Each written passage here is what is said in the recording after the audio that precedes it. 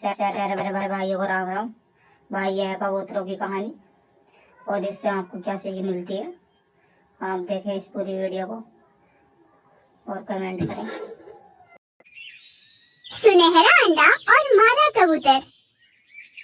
जंगल में एक पेड़ पर एक मादा कबूतर रहा करती थी। उसने अपने घोंसले में अंडे दिए थे। सारे अंडे तो सफेद रंग के ही थे, पर उनमें एक सुनहरा अंडा था। यह देख मादा कबूतर पहले तो हैरान हुई, पर फिर उसने सोचा कि सुनहरा अंडा भी तो उसी के पेट से निकला है, इसीलिए उसने बाकी अंडों के साथ उसका भी ध्यान रखना शुरू किया। एक दिन तेज हवा चली और कबूतर का घोंसला गिर गया, जिस कारण मादा कबूतर के सारे अंडे टूट गए, सिवाय उस सुनहरे अंडे के। घोंसला देखकर मादा कबूतर बहुत दुखी हुई। हे भगवान, मैंने कितनी मुश्किल से अपना घोंसला बनाया था, जिसमें मेरे अजन्मे बच्चे थे। सब कुछ खत्म हो गया। इस निर्दयी तूफानी हवा को क्या आज ही चलनी थी? आ भी गई तो क्या मेरे ही अंडों को नष्ट करने आई थी? ऐसे आक्रोश में रोई जा रही थी। तभी उसकी नजर पड़ी उस सुनहरे अंडे पर।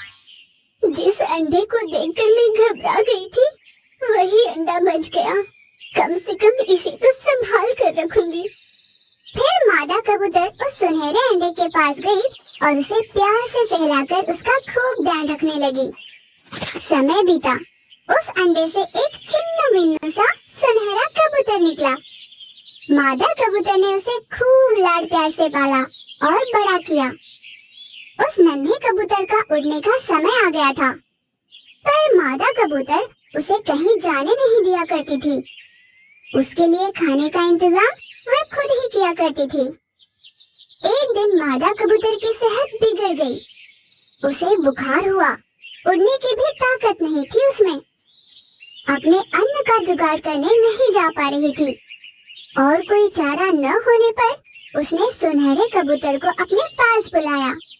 बेटा, मेरी सेहत काफी खराब है, मुझ में उड़ने की भी ताकत नहीं, तुम्हारे लिए अन्न का इंतजाम नहीं कर सकती और तुम्हें भूखा भी नहीं रख सकती। अब तुम्हें खुद जाकर अपना अन्न लाना होगा, वरना तुम नहीं जी पाओगे। पर माँ, मैं आज तक कभी इस घोंसले से बाहर नहीं निकला, मुझे तो पता भी नहीं कि कैसे जाना है।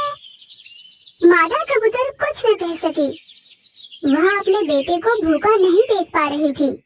जाने की स्थिति में न होते हुए भी मादा कबूतर के पास और कोई चारा नहीं था। वह बड़ी मुश्किल से बाहर गई और अपने बच्चे के लिए अन्न ले आई। अपनी माँ के क्षीण होती हालत में भी उसे बाहर जाना पड़ा। ये देख सुनहरे कबूतर को बहुत दुख हुआ।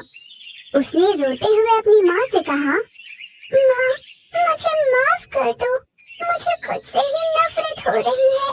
तुम्हारी इतनी सेहत खराब है, तुम उड़ने की हालत में भी नहीं, फिर भी मैं भूखा ना रहूं, इसलिए तुम पीड़ा में रहते हुए भी मेरे लिए खाना लाई। मैंने आपकी सेहत की सोची भी नहीं। आज अगर मैं कहीं नहीं जा पा रहा, किसी काम का नहीं रहा, तो इसका कारण आपका हद से ज्यादा लाड प्यार ही है माँ। ये आज मैं समझ गया हूँ। मेरी भी समझ में ये बात अभी आई है बेटा। तुम ऐसे ही रहे तो भविष्य में तुम्हारा क्या होगा, ये सोच सोच कर मुझे डर सा लगने लगा है। माँ, जब मेरे पंख नहीं थे तब तुम्हारा मेरे लिए अन्न लाना अनिवार्य था, पर अब तो मेरे पंख हैं, मैं उनका इस्तेमाल नहीं करूँगा और वैसे घोंसले में बैठा रहूँगा तो ये सही नहीं होगा। ये मैं अच्छे से समझ गया हूँ, इसीलिए मैंने सोच लिया है कि अब से अन्न लाने के लिए मैं ही जाया करूँगा और तुम घर पर आराम करोगी। बहुत बढ़िया बेटा, कम से कम इस कारण तुझमें हिम्मत तो आई।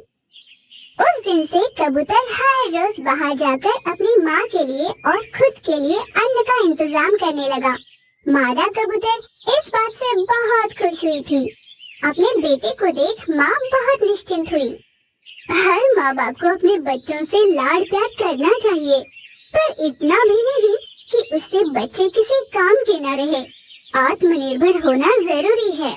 माँ बाप का प्यार बच्चों को आगे बढ़ने में सहायक होना चाहिए। यानी मेरे जैसे होने चाहिए, है ना